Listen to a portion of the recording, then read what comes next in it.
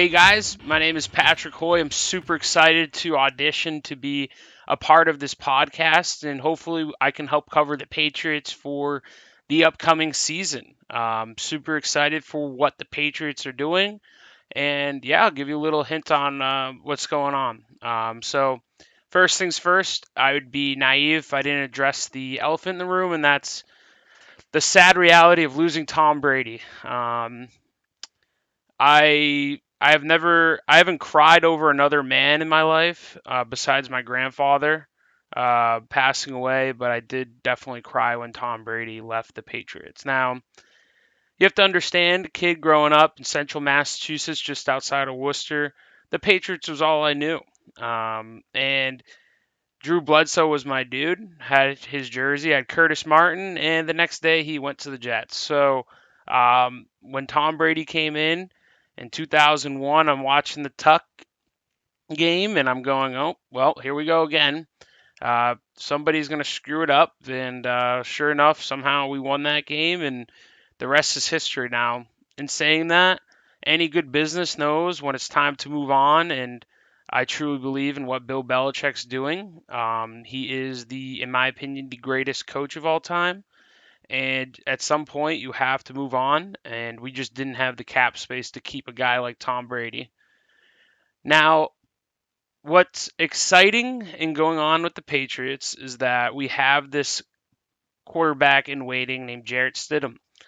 I do think Jarrett Stidham is the future of the team, but I don't think he's the present of the team, if that makes sense. You look like a guy like Jarrett Stidham, he's a project quarterback, fourth round pick. He's a guy who comes out of Auburn and he's an absolute gunslinger.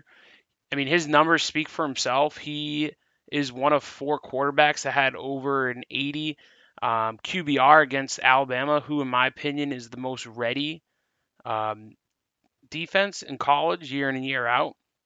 So you just look at him and you say to yourself, he's the prototypical Patriot quarterback, going to sit there and waiting, just this random white guy that you meet. I mean, another Matt Castle type of deal.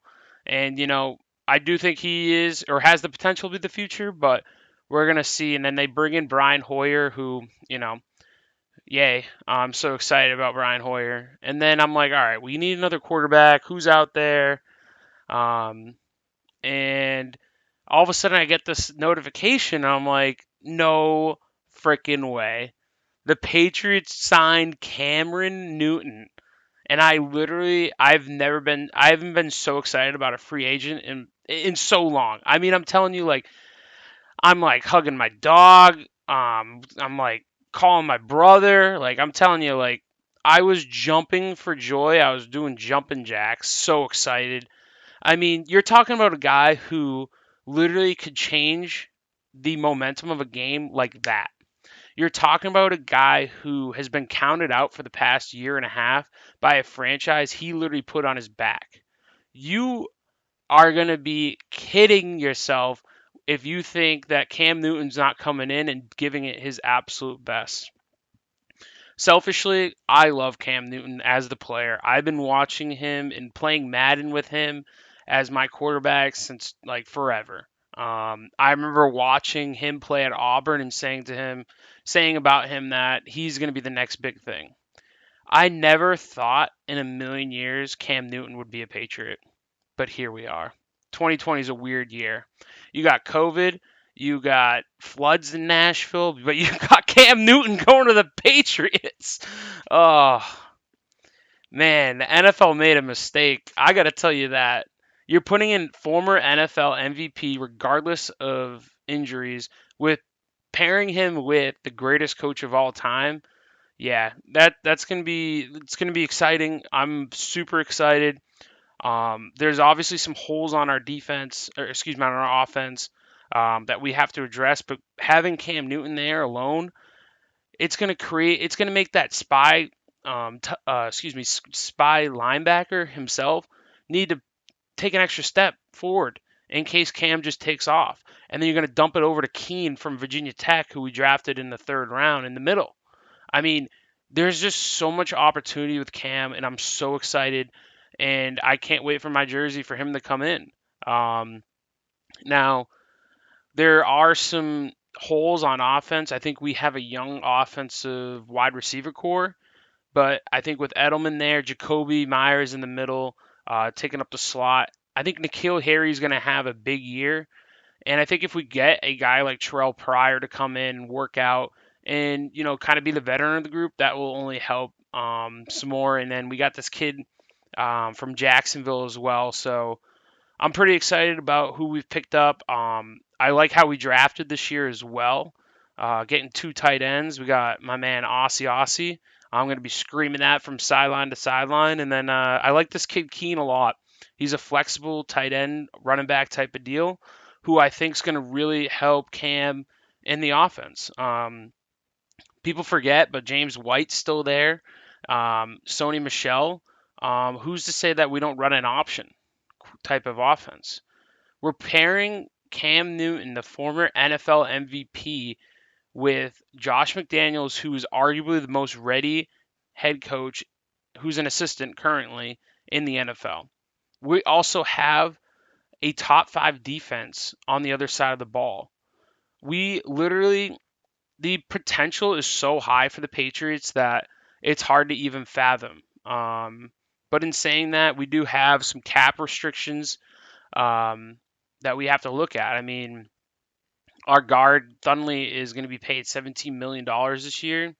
Who's to say that we don't make a cap move, try to trade him, and then why not trade him to a team like the Browns, who need that protection up front to protect their guy or their cornerstone, Baker Mayfield, and in return we get a guy like David Njoku or some picks, so that way we can go out and draft and surround Stidham or Newton moving forward. I think that would create some cap space. Njoku, I believe, is still on his rookie contract, which is huge. And it could be an all around great situation for us. Now, I did see and read that we did win the grievances cases with AB, and somehow we still have Hernandez on the books, which kind of blows my mind. I kind of hope that money's going to his daughter so that way she can go to college, but that's above my head, and that's not really meant for football talk. Who do somebody asked me, who do I think we're going to bring in? A lot of talk around Clowney. Now, if we got Clowney and Newton in the same offseason, that would be one of the best off seasons in the history of the NFL. Especially if we got them at low end deals. Like, there's no matching that. And then one person that I hope we bring in is Snacks, so Damian Harris. I did just think that's a hole for us right now on defense, which we don't have many on defense. But if we can get a guy to come in and run and stop the run, I think this will be crucial. Looking at the overall season, I think a really high upside is a 10-6 record. I think the low end we're looking at 7-9. I think for Patriots fans out there, we have to be realistic. And if we get anything above 500, that's gravy. Because we do have the hardest schedule, or one of the hardest schedules in the NFL this year. And I think with Cam Newton's addition, that 10-6 could be as much as like 11-5, 12-4. I really think Cam brings that extra oomph that we need. Especially because I think we all know this. If you don't have a good quarterback, it's tough to win in this league. I mean, we as a league have really driven the point that we need to become more of an offensive-minded league. And I think that starts at the quarterback position.